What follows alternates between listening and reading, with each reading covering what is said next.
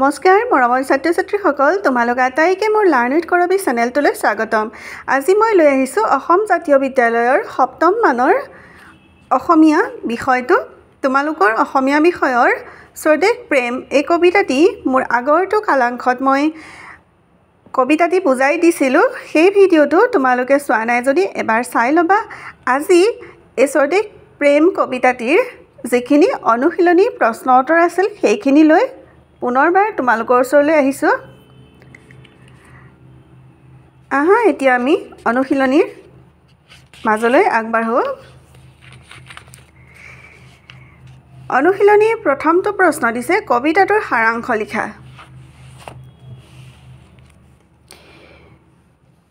ইয়াৰ উত্তৰত লিখিবা স্বদেশ প্ৰেম কবিতাৰ কবি পদ্মধৰ চলিহাই কৈছে যে এই পৃথিৱীত এনে মানুহো আছেনে যিয়ে এখন অনুভূতিহীন হৃদয় লৈ জন্ম লৈছে, যিয়ে এবাৰো নিজৰ জন্মভূমিক মোৰ জন্মভূমি বুলি কৈ পোৱা নাই, বিদেশৰ পৰা ফুৰি চাকি আহোঁতে যাৰ এবাৰো নিজৰ দেশলৈ মনত পৰি হিয়া উঠলি উঠা নাই, তেনে কঠিন হৃদয়ৰ কোনোবা যদি এই পৃথিৱীত আছে, তেওঁৰ গুণ গায়কেই হওক বা কবিয়েই হওক কবিতা ৰচিবলৈ বা গীত গাবলৈ কাৰোৰে ইচ্ছা নহয়।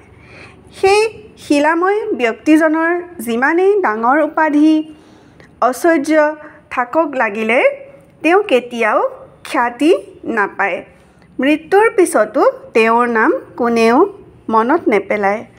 তেনে কঠিন হৃদয়ৰ লোকৰ বাবে কোনেও দুখ নকৰে, তেওঁক সন্মানো নকৰে বা তেওঁৰ গুণগানো নকৰে। ২ নং প্ৰশ্ন দিছে স্বদেশ প্ৰেমমূলক কবিতা বুলিলে কি বুজা? ইয়াৰ উত্তৰ লিখিবা যিবোৰ কবিতাত নিজৰ দেশৰ অৰ্থাৎ জন্মভূমিৰ প্ৰতি থকা প্ৰেম ভালপোৱাৰ ভাৱ প্ৰকাশ পায় তাকেই স্বদেশ প্ৰেমমূলক কবিতা বোলে। এনেধৰণৰ কবিতাৰ মূল উৎস হ'ল স্বদেশ প্ৰীতি। ৩ নং প্ৰশ্নৰ ক ইয়াত দিছে কবিয়ে কাৰ হিয়া শিলাময় বুলিছে। ইয়াৰ উত্তৰত লিখিবা যি মানুহৰ মনত নিজৰ জন্মভূমিক ভালপোৱাৰ ভাৱ নাই তেনে লোকৰ হিয়া শিলাময় বুলিছে। ৩ নং প্ৰশ্ন খ ইয়াত দিছে কাৰ গুণ গাবলৈ গায়কৰ উচ্ছ্বাস উঠলি নুঠে। ইয়াৰ উত্তৰত লিখিবা বিদেশৰ পৰা উভতি আহোঁতে যাৰ অন্তৰত দেশপ্ৰেমৰ ভাৱ জাগি নুঠে তেনে কঠিন হৃদয়ৰ মানুহৰ গুণ গাবলৈ গায়কৰ উচ্ছ্বাস উঠলি নুঠে। ৩ নং প্ৰশ্নৰ গ কোনবোৰ মানুহ ধূলিৰ লগত মিলি যাব আৰু কিয়? ইয়াৰ উত্তৰত লিখিবা কবিৰ মতে যি মানুহৰ মনত নিজৰ দেশক ভালপোৱা আৰু বিদেশৰ পৰা ঘূৰি আহোঁতে যাৰ মনত স্বদেশ প্ৰেমৰ ভাৱ জাগি নুঠে তেনেবোৰ মানুহ ধূলিৰ লগত মিলি যাব। প্ৰশ্নত সুধিছিল আৰু কিয় ধূলিৰ লগত মিলি যাব সেই প্ৰশ্নটো কৰিছে। গতিকে আমি পেৰাগ্ৰাফটো সলনি কৰি লিখিম কাৰণ সেই মানুহবোৰ স্বাৰ্থপৰ, তেওঁলোকৰ হিয়াখন শিলৰ দৰে কঠিন, তেওঁলোকে কেতিয়াও খ্যাতি নাপায়, কোনেও তেওঁলোকৰ গুণগান নকৰে, মৃত্যু হ'লেও কোনেও দুখ নকৰে। ৪ নং প্ৰশ্ন প্ৰসংগ সংগতি দৰ্শাই ব্যাখ্যা কৰা। তাৰ বাবে কেৱে আৰু নুতুকে চকুলো, কেৱে তাক নকৰে সন্মান, কবিয়ে কবিতা ৰচি নকৰে কেতিয়াও তাৰ গুণগান।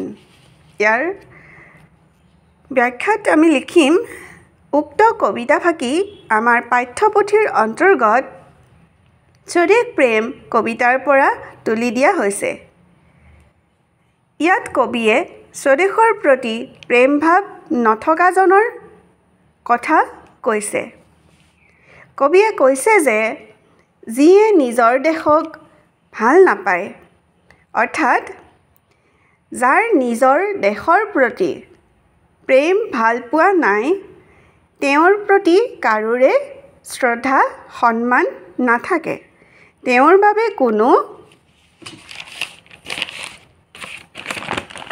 চকুলো নুটুকে কবিয়েও কবিতা ৰচি তেওঁৰ বাবে গুণ নাগায় 5 নং প্ৰশ্নত কেইটামান স্বদেশ প্ৰেমমূলক কবিতাৰ নাম লিখা ইয়াৰ উত্তৰ লিখিবা অসম গৌৰৱ কবিতাটিৰ কবি হৈছে পদ্মধৰ চলিহা জাগ জাগ ভাৰত সন্তান এই কবিতাটিৰ কবি হৈছে অম্বিকাগিৰি ৰায়চৌধুৰী চেনেহী মোৰ মাতৃভাষা এই কবিতাটিৰ কবি হৈছে উমেশ চন্দ্ৰ চৌধুৰী পাষাণ প্ৰতিমা এই কবিতাটিৰ কবি হৈছে শৈলধৰ ৰাজখোৱা আৰু কেইটামান শব্দ অৰ্থ আছে সেইখিনি তোমালোকে মুখস্থ কৰিবা শিলাময় অনুভূতিহীন উচ্ছ্বাস উৎসাহ উঠলি উফন্দি উঠা বিভূতি ধন ঐশ্বৰ্য কাঠচিত কঠিন হৃদয় মৰমৰ ছাত্ৰ ছাত্ৰীসকল